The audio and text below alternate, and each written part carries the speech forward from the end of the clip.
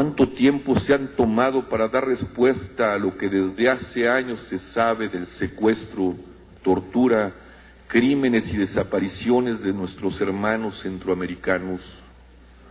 ¿Por qué han tolerado el podrido Instituto Nacional de Migración, erosionado por los tentáculos de las bandas criminales, y no se anticiparon a las dolorosas voces del padre Solalinde y de otros, las voces del dolor y del reclamo? ¿Por qué no han impulsado con los sectores privado y académico iniciativas para identificar las zonas de mayor riesgo social y junto con los ciudadanos de esas zonas evitar que en ellas el crimen se apodere de los niños y de los adolescentes, convirtiéndolos en víctimas de la delincuencia? ¿Por qué no han tomado en los distritos que representan, en sus municipios y estados, para enfrentar de forma integral y ciudadana los avances de las bandas criminales y sus complicidades con policías y autoridades? ¿Por qué de cara a nuestros niños y jóvenes, a quienes sus políticas les han destruido el presente y les niegan el porvenir, no han aumentado el dinero a la educación para abrir más matrículas y acortar las largas filas de miles de estudiantes que no alcanzan lugares en las escuelas y universidades? ¿Por qué, frente a la emergencia nacional que vive el país, no han construido una agenda nacional que se ponga al servicio de México y evite que las próximas elecciones sean lo que ya se anuncian ser, las de la ignominia? Ustedes, hasta ahora, solo han sido operadores políticos de los intereses partidocráticos y no lo que deberían ser desde el momento en que asumieron sus cargos de legisladores, servidores de los ciudadanos. Para ustedes la educación, la cultura, la ciencia, la vida de los pueblos y de los barrios, la participación ciudadana en los asuntos del Estado y la tragedia de las víctimas de la guerra no han sido prioridad ni de sus corazones ni del gasto público. Lo han sido y lo son, en cambio, sus partidos y sus elecciones onerosas y corruptas. Y decimos sus elecciones porque no son las de los ciudadanos. Vean simplemente los votos que obtienen y la manera dispendiosa y corrupta en que recaudan gran parte de ellos. Lo son también el armamento, la violencia y las obras suntuarias como las que los albergan. De cara a esta realidad, pero también sabedores de que ustedes tienen una gran responsabilidad que desde su humanidad y su condición de legisladores deben asumir, venimos hasta aquí no para que nos digan que ustedes no son responsables, que la culpa la tienen las bancadas de los otros partidos o el ejecutivo o el judicial. No venimos tampoco a escuchar posicionamientos de partido, sino que por primera vez rindan cuentas ante la nación y la historia y nos digan de una vez por todas si van a optar por la paz o por la guerra. Aquí, en este recinto, habemos 20 víctimas y 30 miembros del movimiento de la paz con justicia y dignidad. Diferentes organizaciones civiles, académicos, intelectuales, y periodistas y artistas que asesoran al movimiento. Todos representamos no solo a los asesinados y asesinadas, desaparecidos y desaparecidas, violados y violadas, torturados y torturadas de este país, víctimas reales con nombres, apellidos y rostros, sino también, y como una metáfora de México,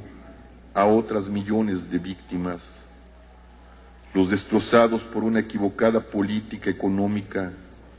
los niños y los jóvenes a quienes a causa de esa política les hemos arrasado el presente y cerrado el futuro, y que conforman la mayor parte de las víctimas, tanto inocentes como culpables de esta guerra. los desplazados, los que han visto en nombre de la economía global y de los intereses del dinero y de la muerte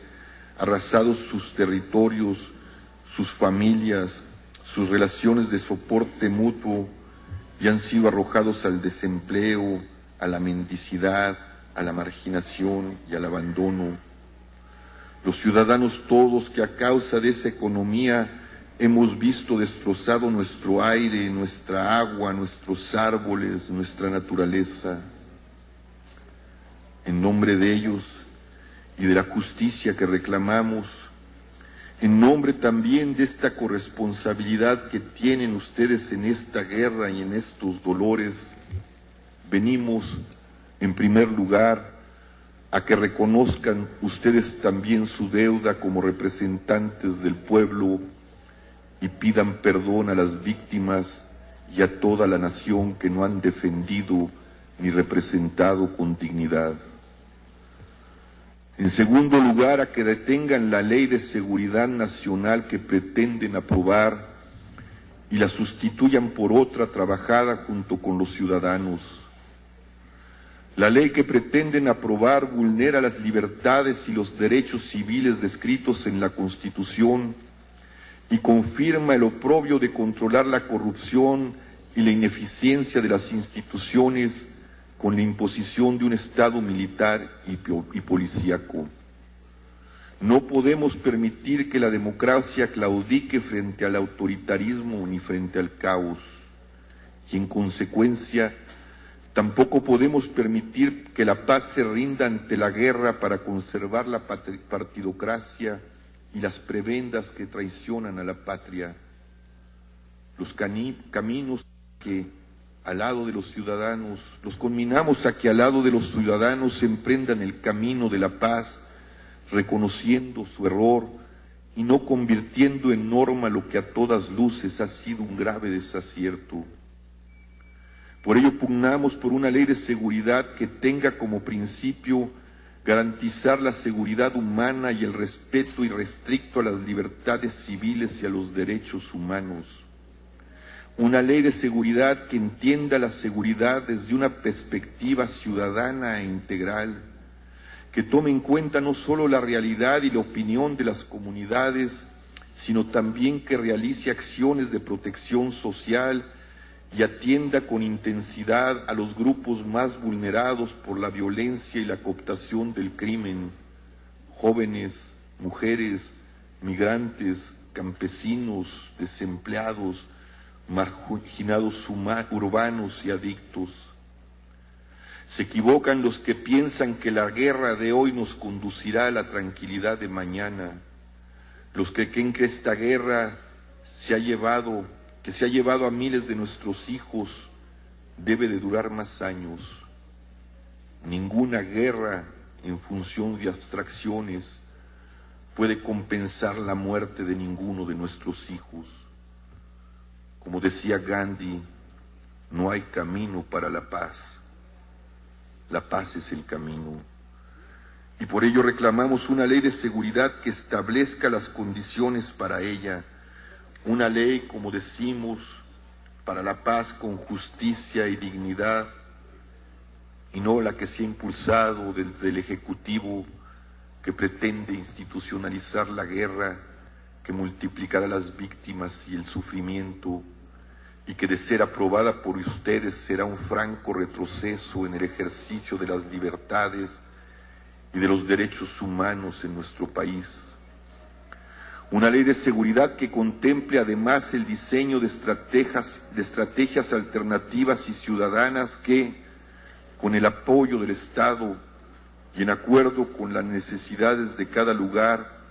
apunte a la reconstrucción del tejido social y conduzca al retiro paulatino del ejército de las calles.